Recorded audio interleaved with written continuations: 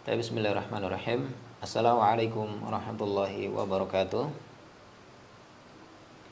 Alhamdulillahi ala ihsanih wa syukru lahu ala taufiqihi wa amtinanih. Asyhadu an la ilaha illallah wahdahu la syarika lah ta'ziman li sya'nih wa asyhadu anna Muhammadan abduhu wa rasuluhu ad-da'i ila ridwanih. Allahumma shalli alaihi wa ala alihi wa ashabihi.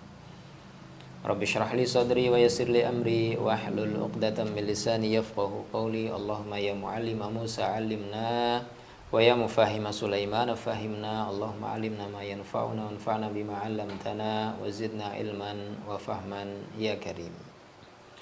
Alhamdulillah ya, kita ucapkan kepada Allah Subhanahu wa taala ya, yang dimana Allah sudah memberikan kesempatan kepada kita semua untuk bersama-sama ya mempelajari modul PAM 4A ini ya, tentunya dengan tidak ada kurang satupun ya. Allah Subhanahu wa taala sudah memberikan kita nikmat banyak sekali ya, banyak sekali nikmat yang dimana kita harus mensyukuri nikmat-nikmat tersebut ya, dan juga jangan sampai nikmat yang sudah Allah berikan kepada kita gunakan untuk bermaksiat kepada Allah Subhanahu wa taala. Waliyadu billah. Kita berlindung dari hal itu.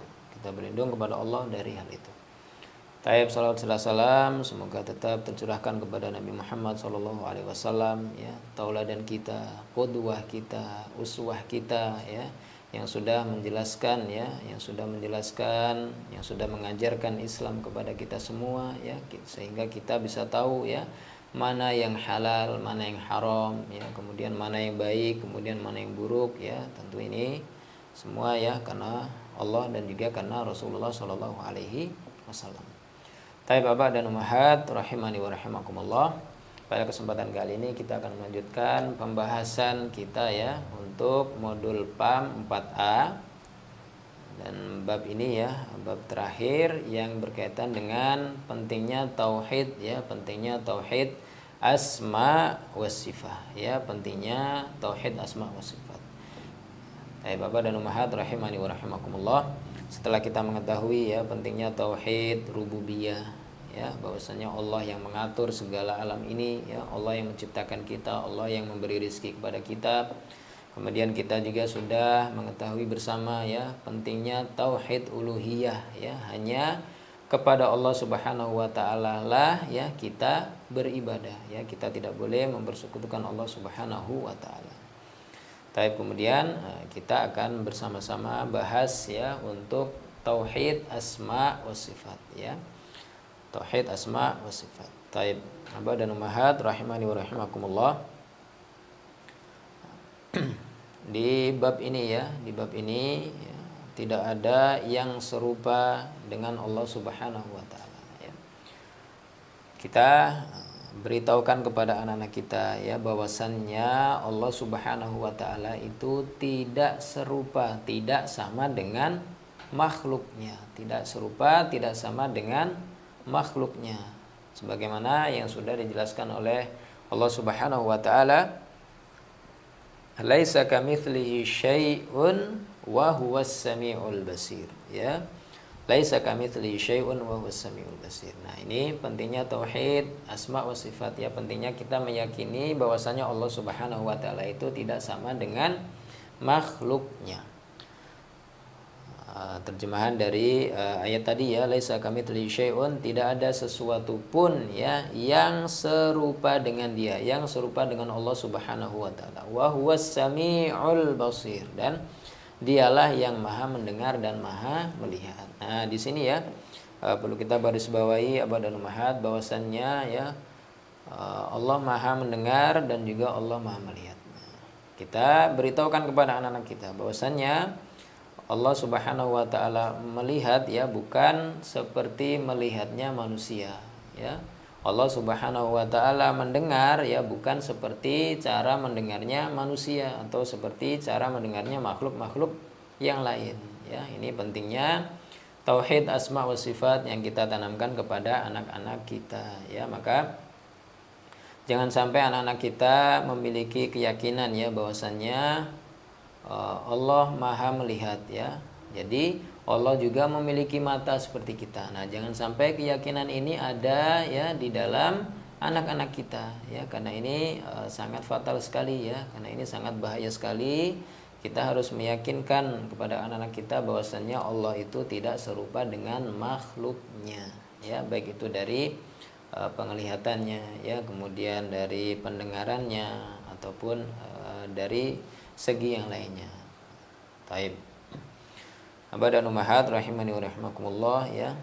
Kemudian kita jelaskan juga kepada anak-anak kita bahwasannya Allah itu maha besar ya, Allah itu maha besar. Allah mampu melakukan segala hal ya, mampu melakukan segala hal ya. Misalnya ya, kita ambil contoh saja, Allah Subhanahu wa taala mampu menciptakan ya langit ya, yang dimana ada 7 lapis ya, ada 7 lapis langit. Allah mampu menciptakan ini. Juga Allah Subhanahu wa taala juga mampu ya menciptakan matahari yang begitu besarnya ya. Kemudian Allah juga mampu menciptakan bulan ya.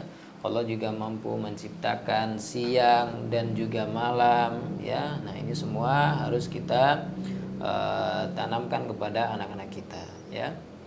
Tentunya Allah Subhanahu wa taala menciptakan makhluk-makhluknya yaitu ada tujuan-tujuan tertentu ya, ada tujuan-tujuan tertentu.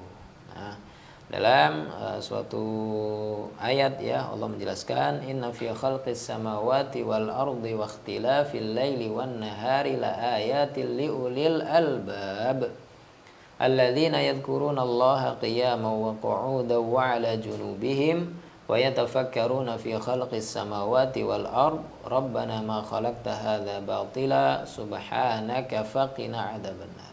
Nah, ini Abah dan Ummahat. Nah, kita diperintahkan oleh Allah Subhanahu wa taala untuk mentadaburi ya, untuk melihat ya semua ciptaan-ciptaan Allah Subhanahu wa taala ya.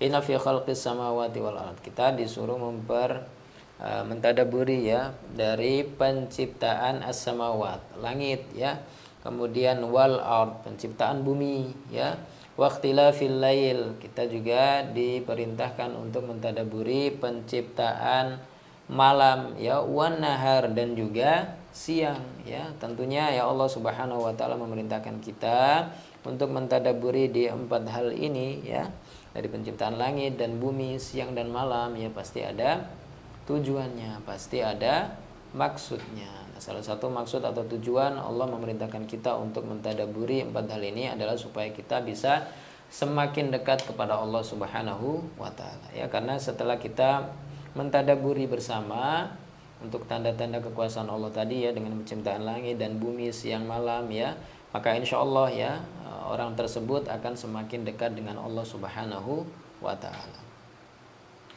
Dan Allah menjelaskan dalam ayat tadi ya, la ayatil liulil albab ya.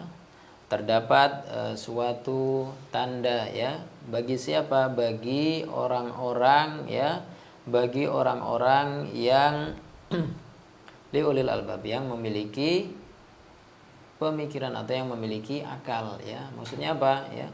Ketika seseorang itu mau mentadaburi penciptaan Allah Subhanahu wa taala ya, maka orang tersebut ya bisa dikatakan oleh Allah Subhanahu wa taala orang yang memiliki akal, karena dengan dia memikirkan ya, mentadaburi tanda-tanda kekuasaan Allah Subhanahu wa taala ya, maka dia akan semakin tunduk ya, dia akan semakin patuh, semakin taat kepada Allah Subhanahu wa taala ya.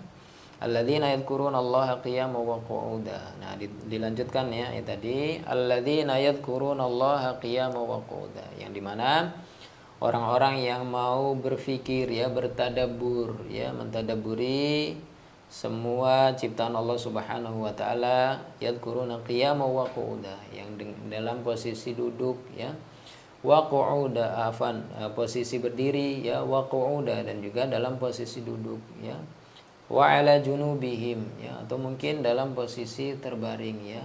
Ketika dalam kondisi apapun ya, seorang hamba itu ketika dia mau mentadaburi ya ciptaan-ciptaan Allah atau ayat-ayat Allah Subhanahu wa taala, ya, maka dia digolongkan termasuk orang-orang yang berakal.